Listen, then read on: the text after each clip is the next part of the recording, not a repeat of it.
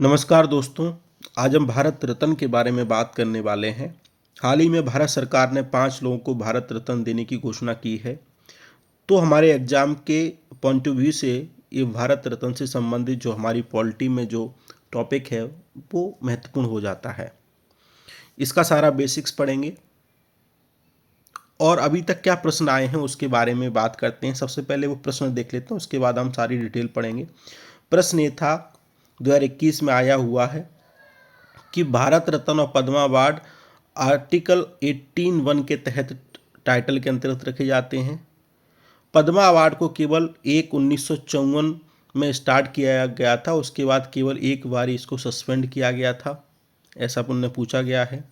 दूसरा उन्होंने पूछा है कि भारत रत्न को एक ईयर में 5 से ज़्यादा अवार्ड नहीं दिए जा सकते, मतलब 5 लोगों से ज़्यादा भारत सरकार घोषणा नहीं कर सकती।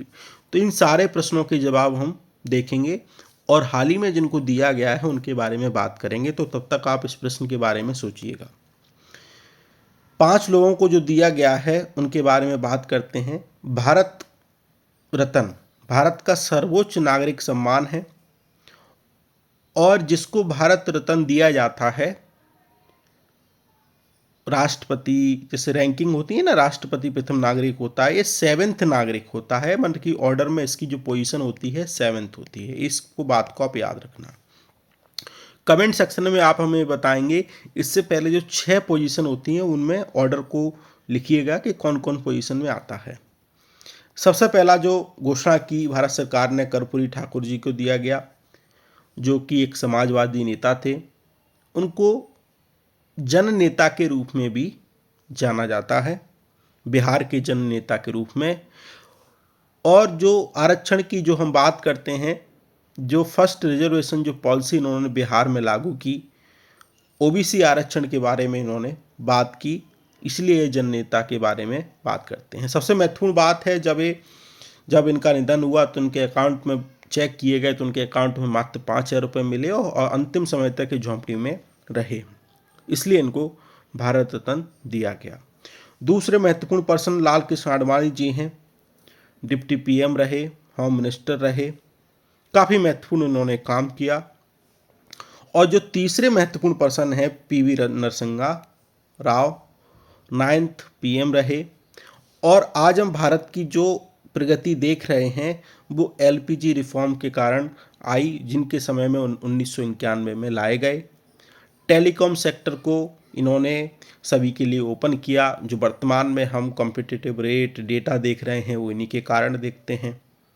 दूसरा, लुक ईस्ट पॉलिसी जो भारत सरकार ने जो फॉरेन पॉलिसी के संबंध में अपनाई गई है पीवी नरसिम्हा राव के कार्यकाल के दौरान ही आई। चौथा, चौधरी चरण सिंह 5th प्राइम मिनिस्टर थे। फार्मर राइट्स और रूरल डेवलपमेंट के बारे में इन्होंने बात की, बहुत कम समय के लिए रहे। और 5वें व्यक्ति को अवार्ड दिया गया है एम.एस. स्वामीनाथन। आज हम खाद्यान्न में आत्मनिर्भर हो सकते हैं तो केवल इनकी वजह से हुए हैं। इन्होंने क्या किया, हाई यील्ड वेराइटीज़ व्हीट और राइस के बारे में इन्होंने काम किया। एग्रीकल्चर साइंटिस्ट थे। जो हरित क्रांति की बात करते हैं वो इन्हीं के कार्यकाल में हुई। ठीक है, तो 5 महत्वपूर्ण पर्सनैलिटी हैं, महत्वपूर्ण हैं। इनके बारे में इनको एक अवार्ड दिया गया था, तो ये कमेंट सेक्शन में बताइएगा एम.एस. स्वामीनाथन को कौन सा अवार्ड दिया गया। अब इसके अलावा जो महत्वपूर्ण चीज़ है वो ये है कि भारत रत्न की कुछ महत्वपूर्ण फैक्ट हैं, वो आपको याद रखना है। 1954 में इसको स्टार्ट किया गया था, जैसा कि मैंने आपको बताया। और इसको विदाउट, मतलब कि रेस में अगर आप डिस्क्रिमिनेशन होता है, ऑक्यूपेशन, पोजीशन और सेक्स में डिस्क्रिमिनेशन के आधार पर नहीं दे सकते, मतलब कि समानता के आधार पर देना होगा। और गवर्नमेंट एम्प्लॉय को ये भारत रत्न अवार्ड नहीं दिए जा सकते, साइंटिस्ट और साइंटिस्ट को छोड़कर। ठीक है, 2011 तक आर्ट, लिटरेचर, साइंस और पब्लिक सर्विस के संदर्भ में दिए जाते थे, लेकिन 2011 के बाद भारत सरकार ने संशोधन किया। Any field of human Endeavour, जिसने ह्यूमन मानवता की दिशा में काम किया, उसके क्षेत्र में भी इसको दिए जाने की बात की जाने लगी। तो कितने सेक्टर हो गए? आर्ट हो गया, लिटरेचर हो गया, साइंस हो गया, पब्लिक सर्विस हो गया, ह्यूमन इंडेवर्स की दिशा में काम करने वाले व्यक्ति को दिया जाता था। क्योंकि जब सचिन तेंदुलकर को अवार्ड देने की बारी आई तो इन चारों में से नहीं आते थे, तो उनके लिए एक क्लॉज जोड़ा गया था, तो सचिन तेंदुलकर को भारत रत्न दिया गया था। इस बात को याद रखेंगे। दूसरा, भारत रत्न को हर साल दिया जाए ऐसा कुछ मैंडेटरी नहीं है। सरकार चाहे तो दे सकती है, सरकार नहीं चाहे तो नहीं देगी। ठीक है।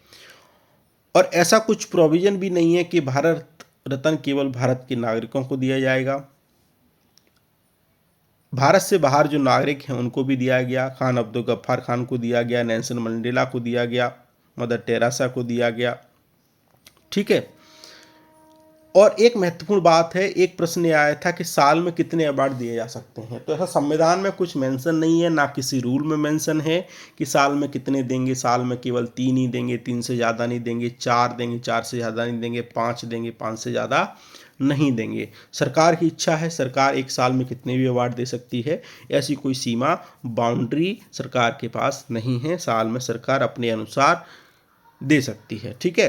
कोई मॉनेटरी ग्रांट इसके साथ नहीं दी जा सकती, इस बात को ध्यान रखेंगे। जब से 1954 में भारत रत्न को स्टार्ट किया गया, उसके बाद 1978 से 1979 के बाद इसको बंद रखा गया, 1993 से 1997 के बाद इसको बंद रखा गया, और 2020-21 में इसको बंद रखा गया। इस बात को ध्यान रखेंगे। तो अब तक कितनी बार इसको सस्पेंड किया जा चुका?